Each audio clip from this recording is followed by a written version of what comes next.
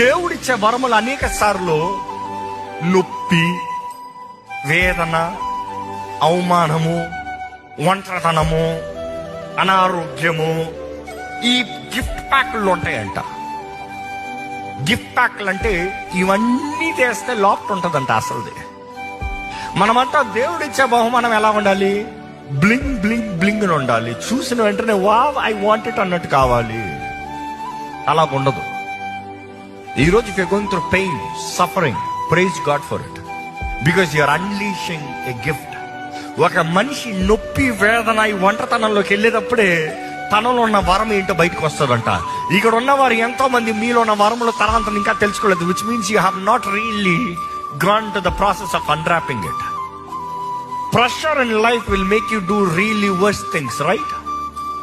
Loneliness in life will make you go to any extent. అందుకని loneliness